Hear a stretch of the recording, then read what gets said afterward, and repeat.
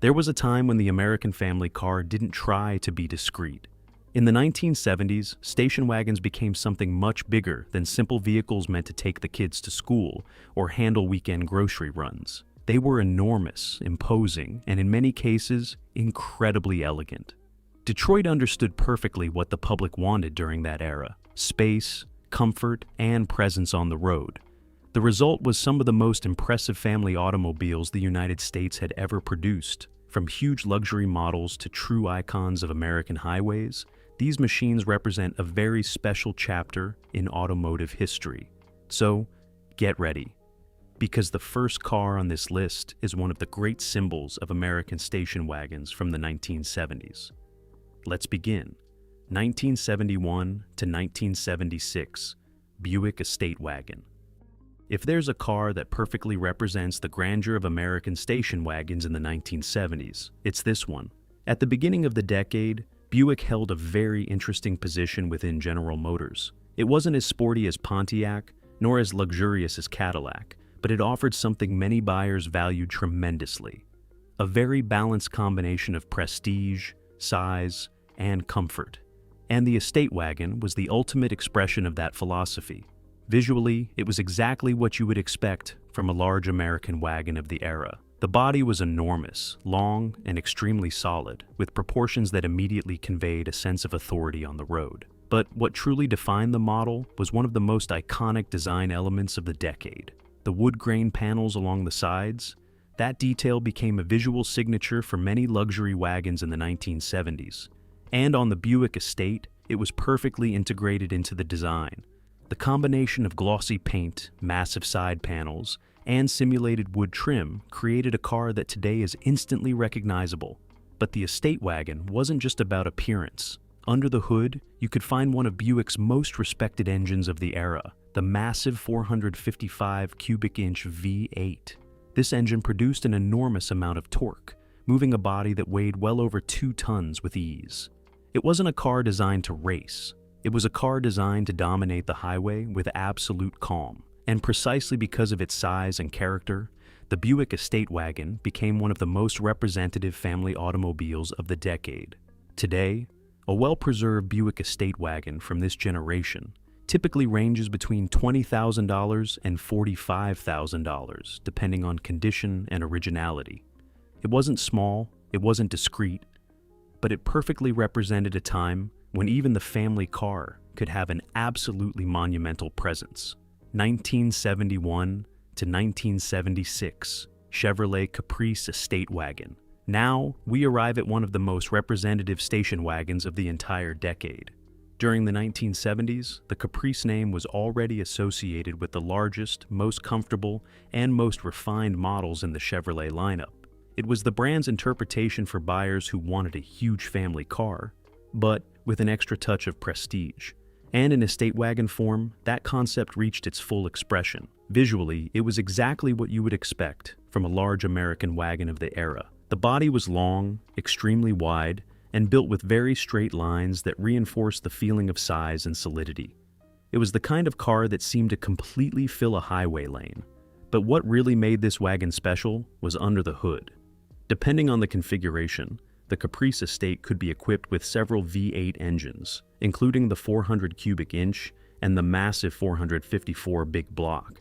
The latter delivered an enormous amount of torque, something absolutely necessary to move such a large and heavy car with total ease.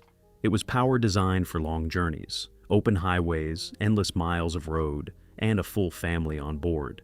And precisely for that reason, the Caprice became one of the most common and recognizable family automobiles on American roads throughout the decade. It remains one of the easiest models to find today at classic car events and vintage wagon gatherings. Today, a well-preserved Chevrolet Caprice Estate Wagon typically ranges between $18,000 and $40,000, depending on condition and equipment. It wasn't the most exclusive car of the decade, but it was one of the cars that best defined what it meant to own a great American station wagon in the 1970s. 1970 to 1972, Oldsmobile Custom Cruiser. Now, we arrive at one of the most elegant station wagons Detroit produced at the beginning of the 1970s. Within the enormous General Motors empire, Oldsmobile always occupied a very particular position. Its cars were not as aggressive as Pontiacs and not as extravagant as Cadillacs, but they offered something many buyers truly appreciated, a very balanced sense of refinement, and the custom cruiser represented that idea perfectly.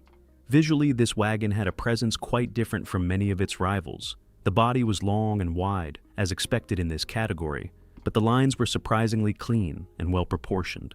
It felt more elegant, more sophisticated. But the real character of the car was under the hood.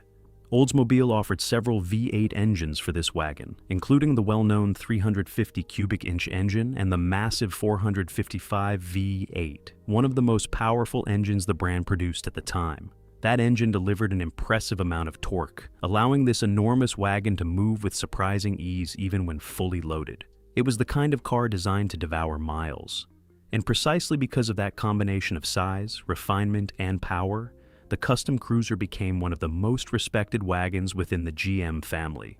Today, a well-preserved Oldsmobile Custom Cruiser typically ranges between $18,000 and $35,000, depending on condition and originality. And now, I want to hear your opinion. Among the three wagons we've seen so far, the enormous Buick Estate wagon, the classic Chevrolet Caprice Estate, or the elegant Oldsmobile Custom Cruiser, which one do you think is the most beautiful? Let me know in the comments, because what comes next takes us to one of the most iconic station wagons of the entire 1970s.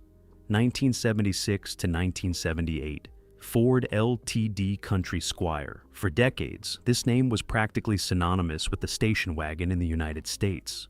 Ford had been producing this model since the late 1940s, and by the 1970s, it had already become one of the most recognizable family cars in the entire country. But in the second half of the decade, the Country Squire reached one of its most representative moments. Visually, it was exactly what people imagine when they think of a large American station wagon from the 1970s. The body was enormous, long, and extremely square, with proportions that seemed designed to maximize every inch of interior space. And of course, it also carried one of the model's most distinctive elements, the wood-grain side panels, which on the Country Squire covered almost the entire central section of the body.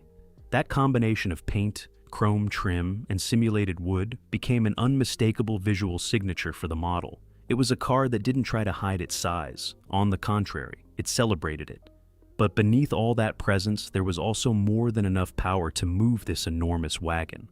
Depending on the configuration, the Country Squire could be equipped with several V8 engines, including the 400 cubic inch, the 429 V8, and the massive 460 V8.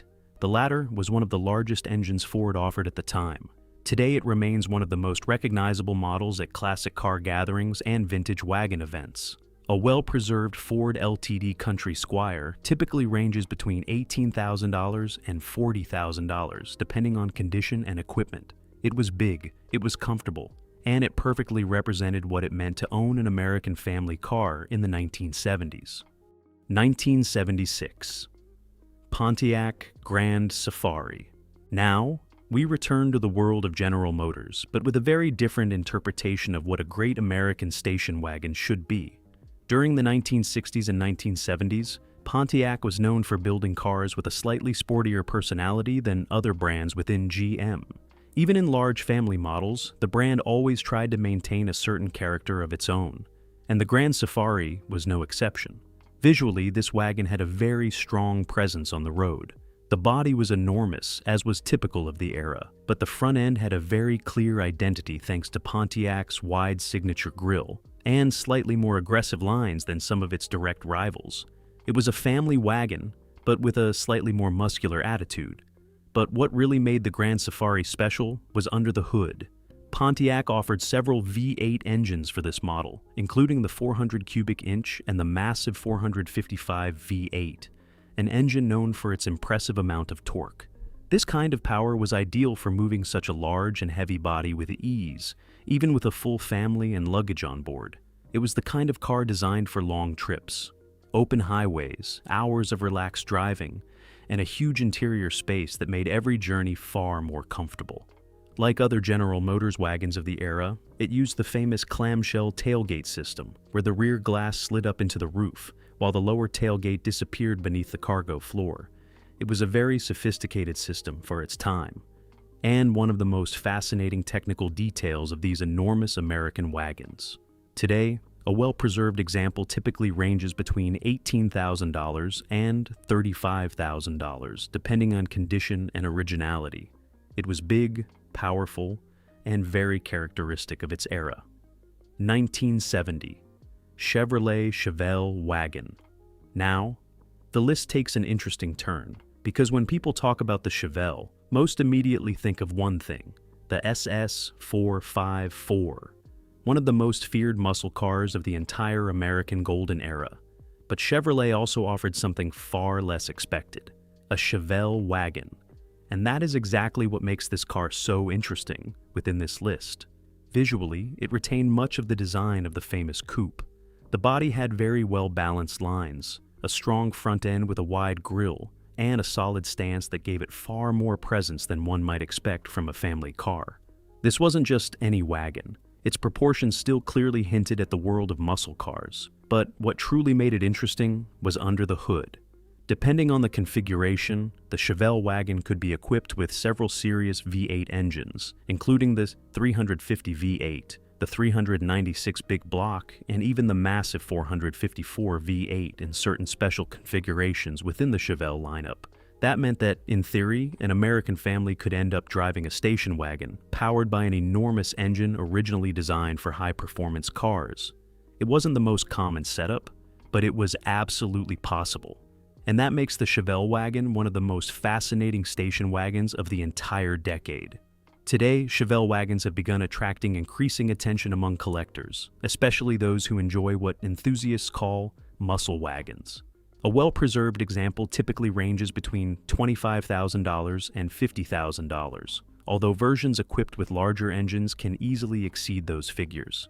And now, I want to hear your opinion. Among the three wagons we've recently seen, the elegant Ford Country Squire, the imposing Pontiac Grand Safari, and the unexpected Chevrolet Chevelle wagon, which one do you think is the most interesting? Let me know in the comments. 1973 to 1978, Mercury Colony Park. Now, we arrive at one of the most elegant station wagons you could find on American roads during the 1970s. Within the Ford group, Mercury occupied a very particular position. Its cars were placed right between Ford and Lincoln, offering more luxury and refinement than standard Ford models, but without reaching the price and exclusivity of the large Lincolns. And the Colony Park was a perfect representation of that philosophy. Visually, this wagon had an extremely refined presence. The body was long, wide, and very well proportioned, with clean lines that immediately conveyed a sense of family luxury. Under the hood, the Colony Park offered some serious V8 engines for a car of this size. Depending on the year and configuration, it could be equipped with the 400 V8, the 429 V8, or even the massive 460 V8, one of the largest engines Ford produced at the time. These engines were not designed to deliver violent acceleration. They had a different purpose: to move an enormous body smoothly and confidently, fully loaded with passengers, luggage, and everything needed for long family road trips. And in that role, the Colony Park performed perfectly. Throughout the 1970s, this wagon became a favorite among families who wanted something more refined than a typical Ford, but without stepping up to the price of a Lincoln. Today, a well-preserved example typically ranges between $18,000 and $40,000, depending on condition and equipment. It was large, comfortable, and elegant. 1976 to 1977. Chrysler Town and Country. For decades, this name had been reserved for some of the most elegant family automobiles Chrysler produced. They weren't simply large wagons. They were wagons designed with a clear intention to deliver prestige, space, and absolute comfort. And in the second half of the 1970s, that philosophy was still completely intact. Visually, it had a very distinctive presence. The body was enormous, long, and extremely imposing, with proportions that made it clear this car was built for comfortable long-distance travel. It was not a sports car. It didn't try to be one. It was a car designed to cross entire states with absolute ease. And to move a body of this size, Chrysler used equally massive engines. Depending on the year and configuration, the Town and Country could be equipped with the 400 V8 or the even larger 440, one of the most famous engines within the Chrysler Group during that era. The goal was not violent acceleration. The goal was abundant torque, capable of moving this enormous wagon smoothly and effortlessly.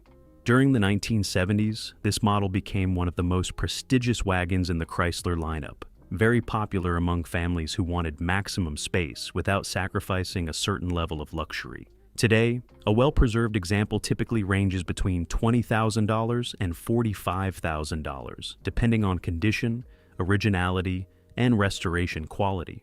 It wasn't small, it wasn't light, but it perfectly represented a time when the American family car could be enormous, elegant, and surprisingly sophisticated at the same time. And now, after exploring all these machines, one thing becomes very clear. In the 1970s, American station wagons weren't just family cars. They were true highway giants. Automobiles designed to carry entire families, travel for hours across American highways, and do it with a presence that simply no longer exists today. But now, I want to hear your opinion. Of all the wagons we saw today, which one do you think is the most beautiful station wagon of the 1970s? Let me know in the comments, because it's always fascinating to see which of these family giants wins over true enthusiasts. And if you enjoy big American station wagons, I recommend the video now appearing on screen.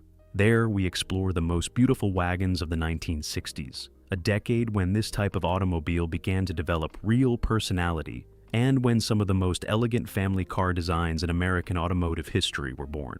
Click the video, continue the journey through the golden age of station wagons, and I'll see you in the next video.